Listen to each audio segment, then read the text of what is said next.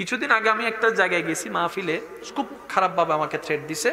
এইটা পর্যন্ত বলছে আপনি যদি এখানে আসেন জিন্দা আসতে পারবেন, কিন্তু জিন্দা ফেরার সম্ভাবনা খুব কম। এই কিছুদিন আগে আমি অনেক কিছু আমার ছেলেদের সাথে, আমার আজ যারা সাথে থাকে ওদের সাথে আমি অনেক কিছু হাইট রাখি, কারণ আমাকে যারা মহাব্বত করে স্বাভাবিক, আমাকে কেউ কিছু বললে তারা উগ্র মেজাজি হয়ে যাবে, এটা তো স্বাভাবিক, ঠিক না? কারণ যার একটা ভালো লাগার বিষয় আছে। কিছুদিন আগে আমি একটা জায়গায় গেছি মাহফিলে, আসরের সময় আমার কাছে একটা ফোন আসে। ফোন এসে আমাকে খুব মারাত্মকভাবে থ্রেট দিছে। আমাদের ধর্মের না, অন্য ধর্মের, কথাটা বুঝছেন? আমাদের ধর্মের না, অন্য ধর্মের মানুষ খুব খারাপভাবে আমাকে থ্রেট দিছে। এইটা পর্যন্ত বলছে আপনি যদি এখানে আসেন জিন্দা আসতে পারবেন, কিন্তু জিন্দা ফেরার সম্ভাবনা খুব কম। আমি গাড়ির সামনে সিটে বসা, পিছনে ছিল ছেলেরা, তাই আমি এটা যদি রিয়াকশন করি স্বাভাবিক ওরা শুনে যাবে, লামটাম কাম বাইরে যাবে, ফেসবুকে স্ট্যাটাস দিয়ে দিবে, কাহিনী লম্বা হয়ে যাবে, প্রশাসন মিলে অনেক লম্বা কাম হয়ে যাবে। তা কিছুক্ষণ মনকে আগে স্থির করছি। আমি যেটা করছি সেটা আমি আপনাদের সাথে একটু শেয়ার করে, বিরক্ত হচ্ছেন না তো? কারণ স্বাভাবিক এরকম যে কোনো সিচুয়েশন আপনাদেরও হতে পারে। তো হওয়ার পরে আমি মোবাইলটা রাখছি, মোবাইলটা রাখার পরে আতরটা বাইর করছি। আজকে তো আমার পকেটে আতরও নাই, আতর বাইর করছি, আতরটা লাগাইছি, একটুখানি চুপ করে আমি নিচের দিকে তাকাই রয়েছি। নিজেকে নিজে বুঝাচ্ছি জান কার, দিছে কে, যাচ্ছি কার পথে, যাইলে যাইবো, চাইলে যাইবো, চাইলে যাইবো, চাইলে যাইবো।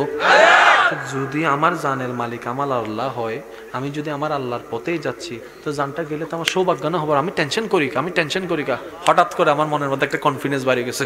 সাথে সাথে আমি যেটা করছি, এমনি করে পিছনে হেলাম দিয়েছিলাম, উঠটা বসছি, বসে এমনি করে টাইট দিয়ে এমনি করে বসছি। আমি মাহফিলে গেছি। মাহফিলে যাওয়ার পরে মাহফিল আমি শেষ করলাম, কিন্তু একটা জিনিস কি জানেন, আল্লাহর কি রহম, টেনশন থাকলে কিন্তু কথা আসে না। ওই যে আমাকে থ্রেট দিছে, পুরা মাহফিল আমার একটা বারের জন্য কথাটা মনেই ছিল না, আমি করেই চলে আসছি। যখন আমি স্টেজ থেকে নামতেছি, সবাই মহাব্বতের বহিঃপ্রকাশ করতেছে, হঠাৎ করে আমার মাথায় লাগছে কিরে হে কো, আল্লাহ এতক্ষণ পর্যন্ত আমার মাথা থেকে ভুলে দিছে। এখন মনে হচ্ছে কিরে সে কোথায়। আমি নামতেছি আর চোখ দিয়ে করতেছি, কারণ সোরের মন ফুলিশ। মনে রাখবেন আজকে একটা জিনিস, এই এলাকায় যদি একটা মার্ডার হয় 20 বছর পরও কিন্তু খুনি ধরা খাবে। তো ওসিকে জিজ্ঞেস করলাম, যখন মার্ডার হয়েছে তখন তো আপনি ছিলেন না, তখন তো অন্য ওসি ছিল, আপনি ধরলেন কিভাবে? তখন পুলিশে বলবে চোর যতই চালাকি করে চুরি করুক না কেন, কোনো না কোনো নিদর্শন কিন্তু রাইখা যাবে, কোনো না কোনো নিদর্শন রাইখা যাবে। যার কাছে বাটফারি থাকবে তার চোখ দেখলে আছে না নাই? যেমন আপনি যতই মিথ্যা কথা বলেন, চোখে চোখ রেখে কিন্তু কথা কয় না কা, এই আমার চোখে চাইয়া কো, কেন না কইতাম না, না তুই আমার চোখে চাইয়া কো, সরি। এটা একটা সাইকোলজিক্যাল একটা বিষয় আছে, যে আপনার জন্য মনে করেন এরকমের মধ্যে আপনি কিভাবে বুঝবেন, এই হাজার মানুষের ভিতরে আমি শুধু সবার চোখ তাকাচ্ছি। দেখলাম প্যান্ডেলের কর্নারের মধ্যে দূর থেকে একটা মোটা মানুষ, সে আমার দিকে যখন চোখে চোখ পড়ছে, আমি এই হইতে পারে। এখন আমি কি করছি, এই হলো এই জায়গায় আমাকে নিয়ে যাচ্ছে কমিটির ভাইরা, মহাব্বতের ভাইরা এইদিকে। আমি একজনকে বললাম, ভাই এদিকে মনে একটু প্যাক বেশি, একটু ঘুরে যাও। তো তারাও কইতেছে হুজুর ঠিক আছে।